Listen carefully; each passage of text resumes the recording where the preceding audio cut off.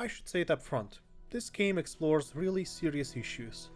Abuse, loss, the pain of existence, addiction, suicide, domestic violence, child abuse. I am telling you the truth. Leave your heart and feelings at the door, because this motherfucker hits harder than Grave of the Fireflies, which means you're either going to get catharsis or a deep, gnawing melancholia. There is no in between.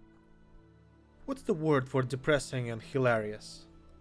Well, Lisa should be it.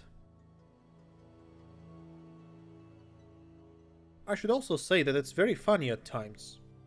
At first, I thought that this game is going to be one giant parody, but it's actually as deep as Mariana Trench, and its only goal is to make you feel like you just received a grand old beating from your drunk father and then got a huge scolding from a codependent mother. And then, when you're crying alone in your room, a clown jumps out of the closet and hits you in the fucking face with a pie. Congratulations, you've just experienced Lisa. This game had me crying at several points. The plot is indeed that strong and that well written. And yeah, I know what you're thinking. Whenever a reviewer is saying that the game had them crying at any point of time, you can pretty much disregard the whole review. I mean, what kind of loser lets himself be moved by storytelling and well-written characters and the critical decisions they made along the journey? We all should be dead inside instead and apathetic towards works of art, right? Right? But like I said, it's depressive and funny. I laughed many times and had my heart crushed by a steamroller just as many times. It's complicated. This review is on a shorter size, and for one seemingly good reason, I hope. I do not intend to spoil you the plot of this game for the reason that I feel that I would rob you of a growth spurt that you'll have if you play this game without spoiling yourself with a wiki or looking at endings ahead of time to decide what you should do first. Playing this game with spoilers would be like eating a $100 steak in 1 minute without enjoying it thoroughly. Please be mindful of that. So don't ask questions why I only used footage of the early game, and let me try to spin the yarn of Lisa without spoiling it for you too much. I'll be honest with you. Aside from this game, there were only 2 instances where I cried like a little bitch from a video game, and it were damn good ones. But by saying that Lisa had me crying is actually a signal that you should be excited, that you're gonna be feeling things. For real. I like these kinds of games because emotional roller coaster is something so rare in these days because we're spoon-fed with infinite content and have become desensitized to emotions because we're playing a game after game after game. So what's the deal with Lisa then? Lisa tells us of a world without women, a sad, hopeless, and unapologetically violent world. There's this new drug called joy that is running rampant and wreaks havoc on most of the people that are left on this pitiful planet since the world has already ended. The only solace for surviving men is losing themselves in this new designer drug, and it's oh so hard to refrain from it. Porn mags somehow have become this world's currency, and it's a reflection of brutalism and perverse desires of barbarians that occupy the land, where, in absence of women, men have truly succumbed to their base desires. Think of a Fist of the North Star / Mad Max atmosphere, that kind of thing. The location of the game is ambiguous. Could be North America, could be someplace else. But after women are all gone, God rest their souls, men have seemingly stopped taking care of themselves. They now live in tents or yabba dabba huts, they sleep on the floor and make soup from roadkill animals. People fight over gasoline, rob each other and kill each other just as easily, form militant gangs and maintain their era of terror. Despite the fact that we're playing another RPG Maker game, this side-scrolling nightmare delivers fantastic environmental storytelling, another fine staple of this humble channel. Your main character, Brad Armstrong, is trying to rescue his adopted daughter. Yes, daughter. Called Buddy, that she found by a simple happenstance as a baby, and she's now gone missing. The secret's out, since you're trying to hide her from this world. Surely you understand that hiding her was the best decision that Brad ever made, because Buddy would just be used as a sex slave by a horde of starved men. Pitiful planet indeed. And you raising Buddy is seen as somewhat of a redemption for past misdeeds, which I won't spoil. And this is where the game really begins. Soon as I started this game, I realized that this is going to be another installment of Black Souls or Fear and Hunger. Meaning, there is absolutely no map to speak of. Navigation is a nightmare, progression path is confusing at best, and you're gonna have to backtrack a whole lot. Dark Souls, eat your heart out. But luckily, you're not alone on this perilous journey. A vibrant cast of characters will bring their stories, perks, quirks, and abilities to the table. Some of them are addicted to joy, of course, so they will suffer from withdrawal if you're not going to feed their predatory addiction. And in total, there are 30 characters you can choose from to assemble a rescue party of your own. And seeing these people grow with you, bond with you, rub off on you, it all makes the playthrough ever so satisfying. But this game is not like Pokemon, where instead of cute animals you collect depressed middle-aged men. Nuh-uh. In Lisa, you will be faced with hard choices, for sure. Example, either you save your companion, or two, or all of them at once, or you lose something equally important, like, say, your belongings. Oh what, that doesn't sound bad enough? Well, how about scarring your character permanently, or even losing a limb? But then again, do you deserve your leg anyway? Ever thought about that? Either way, you'll experience loss a whole lot. Losing a companion that grew with you, or losing an arm or an eye, feels like a genuine loss. And Lisa excels at it. Combat in Lisa consists of a pretty fun turn-based system with a certain twist. Check this out. Some characters, like our main guy Armstrong, use a combo system where you tie in together smaller actions to trigger special moves like that. Other characters even have SP, think mana, whereas others need to build up points by performing simple actions to perform their ultimate attacks.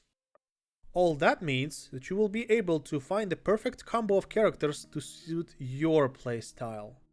And that's a good thing, because again, there are 30 characters that you can find, and they can work flawlessly with each other, if you figure out the right combination, that is.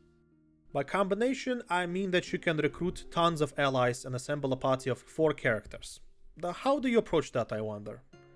Well, you can either work smart and not hard, and just assemble the right mix of buffers, DPS and a tank character, or you can just take 4 DPS characters and dogpile the motherfucker. But how do you know if a character is a good one or a bad one? An example. Terry, the Hint Master, is the very first character you recruit on your disaster of a journey. For all intents and purposes, he is considered the joke character of the game. But even he can become viable.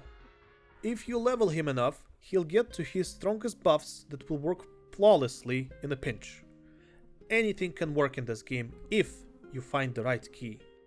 The game is interesting like that, so you're guaranteed to find that one character you will fall in love with. Some characters are outright broken, some are superficially bad, some are adequate, but all of them deserve to tag along with you. Because you never know what you're going to face, what to choose, or where to go. And let me tell you right up front, regardless of what you choose, all the options will suck. At first, of course, you're presented with 2 seemingly viable options, be a goody two-shoes or be a murder hobo. But it don't work like that. You won't be able to do everything you want. This is a journey of loss and misery. It won't go easy on you. Because, you've guessed it, at some points of time, you'll be faced with critical choices, which are bad any which way you look at them. And in games where choices matter, like those of Telltale for instance, I can immediately guess what's going to happen a mile away if I choose this or that. But in Lisa, there wasn't a single decision that was easy to make. They're all horrifying. The game intends to punish you, permanently scarring the main character, killing your beloved companions, and robbing you of your resources. It's an excellent life lesson which delivers the valuable advice of rolling with the punches. And as a person who lost everything due to the recent global events some years ago, I can appreciate it a lot. I'm not going to tell you that you should be grateful when you lose a loved one or your entire savings, but I'm telling you that there is an important step that you need to make to live to fight another day instead of stopping your entire life just to wallow in misery. Baby steps, motherfucker. Roll with the punches. Do it like Lisa does. It helped me to cope with my loss, so I hope it will help you just as much, my friend. Here's one piece of advice I'm going to give you. Do not choose pain mode difficulty setting under no circumstances for your first run. When this mode is activated, save points become one use only and lots of new mobs and bosses appear in the game. This is not the intended way to quote-unquote enjoy this painful game. And come to think of it, is there any? I've heard of some people that played the game on pain mode because they didn't know what it was, but believe you me, you can get that hidden ending after you've played the game at least once. And if this review sounds confusing, then you need to understand that it's something you need to experience firsthand to get what I'm saying. I am trying to say that the game feels really weird. The atmosphere can only be described as bizarre and kooky. But at the same time, the masterful writing allows for this game to blur the line between the humor and devastating emotional damage it's going to inflict upon you. It basically ping-pongs between such topics as suicide, abuse, loss, and wacky humor that will leave you laughing so hard you'll throw up. Such is the power of Lisa. I think I've stated my case. It's time to wrap up, everyone. Days after finishing Lisa, I still can't stop thinking about it. It's pretty much all I can talk about. And you know, it's the game talking. And it's not asking me to kill myself or telling me that it's one of the strongest indie RPGs that I've ever played. It's a work of art and should be judged so. It's got an amazing soundtrack. The story is indeed a life-ruining gaming experience. The writing is top-notch, and the gameplay loop is good enough to lead us further along with the story. But this game will have you constantly wonder, did I do the right thing? And that's the game talking. I made a calculated decision not to spoil you the story, because I believe the less you know about it when you go in, the better. I just told you about the wibbly wobbly bits in between the story, which is king in this game. The only thing I told you about essentially is that it's an RPG Maker game with 4-slot party system, some leveling, and mixing your party to find the intended combination that clicks with you, is all. One thing I should note is that the in-game world feels very human. Even though it's bizarre, gross, unnerving, and at times surreal, means that you won't wonder why this or that thing happens. You know exactly why it happens, because it's human nature, even though it presents the most catastrophic scenarios one can imagine. When you're going to play Lisa, you won't feel just engaged or involved. You'll feel anxiety, tension, with a pinch of depression. Well, not pinch, rather heaps of depression. But I believe that's the point of the game. A mere fact that me, a 32-year-old adult man, feels what this game is trying to tell me and lives through the pain of its existence shows that despite the oversaturation of all the games in the market, we're all starved for a good fucking story. And Lisa delivers. Oh hell, it delivers. It's one of those games that won't make you feel any better. It's actually gonna make you feel a lot worse, but you'll be thankful for it, because it's the right thing to expose yourself to pain, fear, anxiety, and loss once in a while.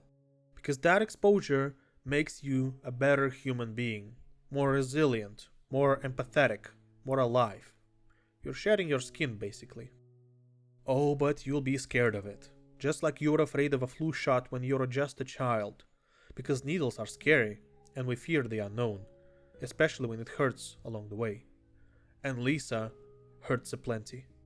So, if you're going through a divorce, lost a pet or a loved one, or suffered a nasty breakup, this is the thing for you. Oh, it's going to make it 100 times worse, I assure you, but you'll thank me later. This game pierces hearts harder than a Johnny Cash album. Fuck, this game makes Undertale seem like Call of Duty. Despite the kooky atmosphere and wacky graphics, this is the story you have all been waiting for. Just trust me on this one. I was never about shilling shit on my channel, but if you want to take away at least one valuable and memorable thing from this place, let it be this game, because it's worth it 100%. Buy this game if you're not afraid of testing the limits of your mental resilience, because it will hurt, it will make you sad and mad at times. It will show you the twisted, distorted side of humanity we're all trying to hide every day. And you'll ask yourself one burning question. Are you strong enough to break the cycle of abuse and violence? This game never has a single dull moment in it, because the writing is incredible. I underscore this, people. Despite really primitive graphics, simplistic engine, and a garden variety set of gaming mechanics, Lisa is rightfully considered a masterpiece. One of the better ones, actually. And without giving any major spoilers away, I wanted to tell you that this game will make you feel things that no other game will. I want you to know that you'll be a changed person after playing this game. I want to yell that its price is minuscule compared to the lessons you'll draw from it. Please, buy this game. Not even for me, but for yourself. This is the next generation of Earthbound for adults. It's finally being made. This is it, guys. This is the one. It teaches us an ever valuable lesson. People can suck. They can act irrationally and stupid. They can be true monsters. And most importantly, your kid is going to hate you regardless of what you do. Suffering is inevitable, you can't escape it, but what you make of it, that is what defines you. This is how you determine whether you'll get a happy ending or not. So are you going to sheepishly take the beating? Or is today the day you live? Thanks for watching.